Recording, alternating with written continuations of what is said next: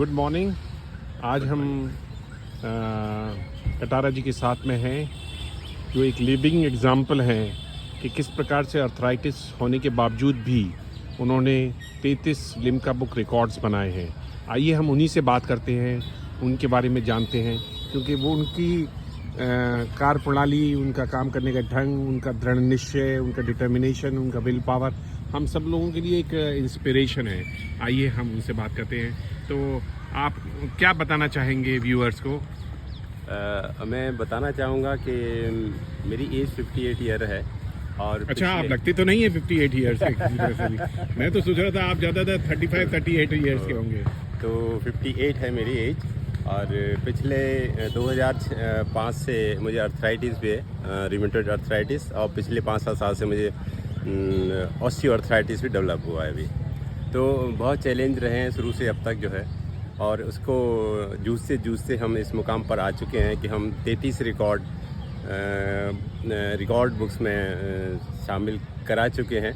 India book, Limca book, Asia book of record, Puducherry book of record और Guinness में भी है।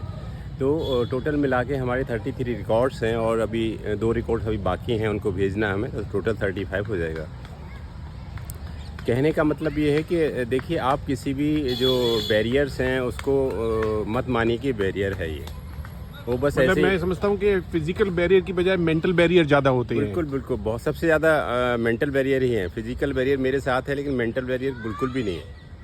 तो हमें ये देखना है कि बैरियर ये है ही नहीं है, बिल्कुल भी नहीं है, और इसको हम बड़े आसानी से हटा देंगे और हम उसका प्रयास करेंगे, उसका पूरी ताकत के साथ करेंगे, पूरा जोखिम भी लेंगे उसके लिए, लेकिन हार नहीं मानेंगे। बस हमारा एक ये सूल रहता है। ये बहुत अच्छी बात आपने कही कि हम जोखिम भी लेंगे और हार नहीं मानेंगे।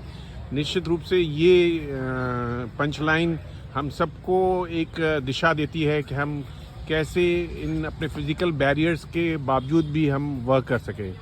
तो कोई अपनी एक ऐसी घटना बताइए जो सबको इंस्पायर करे और जो दिखाए कि हाँ, आपने किस प्रकार से एक रिकॉर्ड बनाया और कहाँ का रिकॉर्ड बनाया, बताएंगे ज़रा आप? हाँ, मेरा अभी लास्ट ईयर मैंने एक रिकॉर्ड बनाया है, गोल्डन क्वाड्रेटल रूट, जो कि लगभग 6500 किलोमीटर पूरा किया था हमने साइकिल से, सोलो किया था और बिना किसी गाड़ी के किया था, अकेले किया था। और हम आगरा से दिल्ली, मुंबई, चेन्नई, कोलकाता और फिर आगरा के लिए हमने वापसी की थी, और आसानी से कर लिया हमने, लेकिन कुछ चैलेंज बीच में आए थे। और एक जगह मुंबई से आगे हमें प्रॉब्लम हुई, मतलब ओवर ईटिंग की वजह से हमें बहुत ज़्यादा, मतलब बॉडी एकदम बोल गई थी और उम्मीद नहीं थी कि हम जो है आगे बढ़ पाएंगे। क्या एक बात बताइए कि आप बिल्कुल सोलो आपने इतनी लंबी यात्रा करी, तो क्या कभी अकेलापन या आपको कभी ऐसा नहीं लगा कि आपके पास कोई सपोर्ट नहीं है और आप अकेले इतनी बड़ी यात्रा करने के लिए निकले हैं? तो कभी आप डिस्करेज हुए हों, कभी आप पीछे जाने का, आपको घर जाने का मन किया हो? नहीं, वापसी तो हमने कभी सीखा नहीं ज़िंदगी में, वापस नहीं जाना कभी, सिर्फ आगे ही बढ़ते जाना है। ऐसा कई बार हुआ, मैं अकेला जंगल में हुआ करता था, वहाँ पे 50 किलोमीटर आगे और पीछे आपको कुछ भी नहीं मिलता था।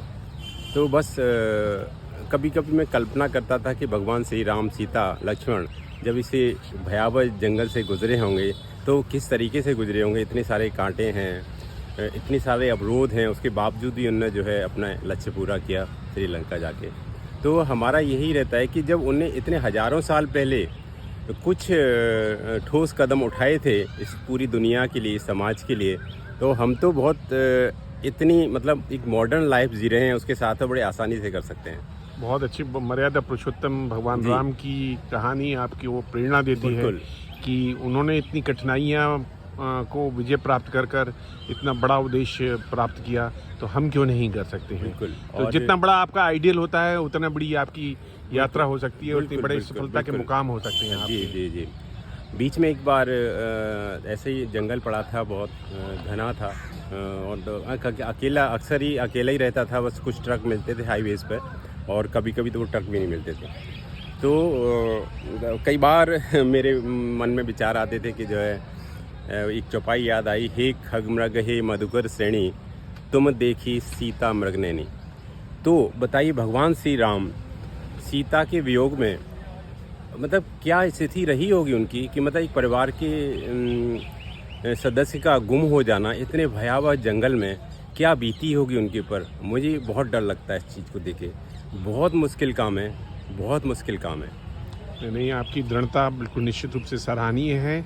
जहाँ अकेले आप बिना किसी व्यक्तिगत किसी और सहारे के जी। आपने इतनी बड़ी यात्राएं की, इतनी बड़ी मुकाम पाए, इतनी बड़ी आपने रिकॉर्ड बनाए, तो हम आपको बहुत बहुत शुभकामनाएं देते हैं आगे सुखद जीवन के लिए और Thank you, स्वस्थ thank जीवन you. के लिए, कि आप और बड़े मुकाम हासिल करें और आयु आपके लिए केवल एक संख्या हो, वो फिजिकल बैरियर ना हो। बिल्कुल। धन्यवाद आज हम आपसे वार्ता के लिए।